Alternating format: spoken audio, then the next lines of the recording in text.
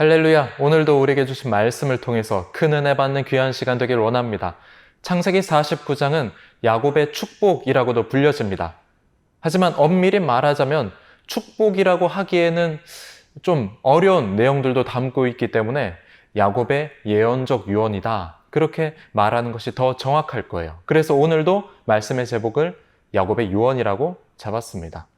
오늘 말씀에는 야곱의 유언을 통해서 야곱의 자녀들, 12명의 자녀들에게 하는 그런 예언적인 내용들을 담고 있어요. 그 가운데 오늘은 르우벤, 시므온, 레위 이렇게 3명을 향한 유언의 내용을 살펴보고자 합니다. 1절입니다.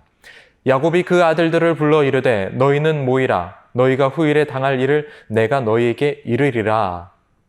후일에라고 하는 말은 이집트에 거주할 때를 말하는 것이 아닙니다. 장차 훗날 가나안 땅에 들어갔을 때 가나안 정착 시기에 이루어질 그런 일들에 대한 내용을 보여주고 있습니다.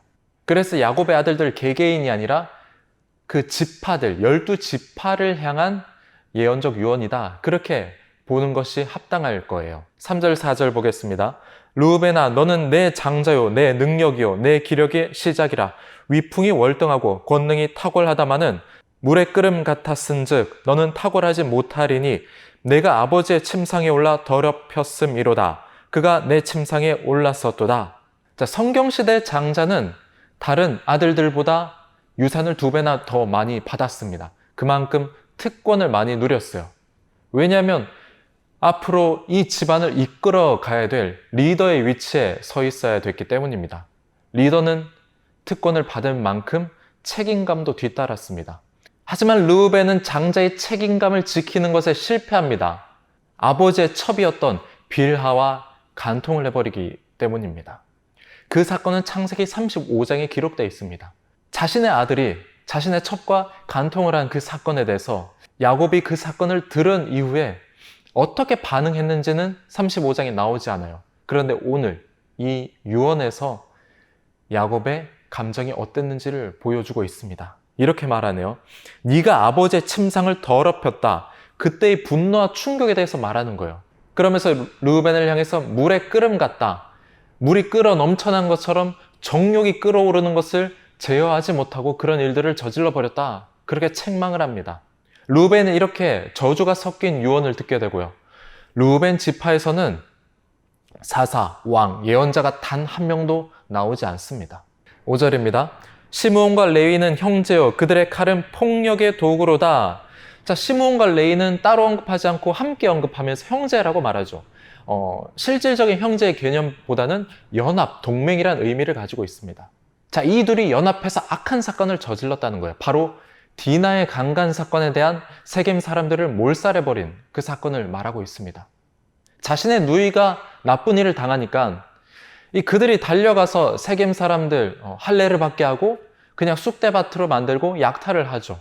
여기에 대해서 야곱은 네가 이렇게 살육을 저질러서 그 가나안 주변에 있는 민족들로부터 우리가 위험에 처하게 됐다, 이렇게 말하게 됩니다. 분노라는 감정을 제어하지 못하고 일을 저질러 버렸기 때문에 거기에 대한 뒷감당을 그들은 해야만 했던 것입니다.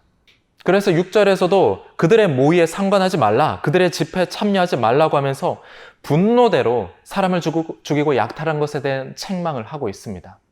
우리는 분노라는 감정을 알고 있습니다. 이 분노라는 감정을 느끼게 되면 우리의 심장은 쿵쾅쿵쾅 뛰게 되고 이 분노를 표출하고 싶어 합니다. 하지만 우리는 이 분노하는 감정을 표출하지 않고 더 긍정적으로, 더 선하게 방향을 바꾸어 사용할 수도 있습니다.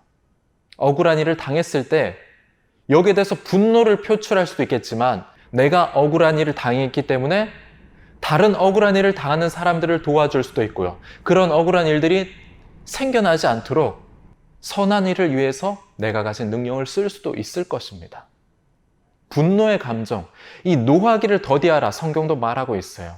지혜로운 자는, 명철한 자는 노하는 것을, 분노를 표출하는 것이 아니라 분노의 감정을 선한 일로 바꾸는 자입니다. 그래서 노하기를 더디하는 것이 사람의 슬기다, 그렇게 말을 하는 겁니다. 결국 이 유언대로 시므온 지파는 약해져서 나중엔 유다 지파의 흡수가 되어버리고요. 레위 지파도 땅을 분배받지 못하죠. 그들은 하나님의 사역을 위해 살면서 각 성읍에 흩어져서 살게 됩니다. 자, 오늘 우리의 삶에서 우리는 어떻게 살아가야 됩니까?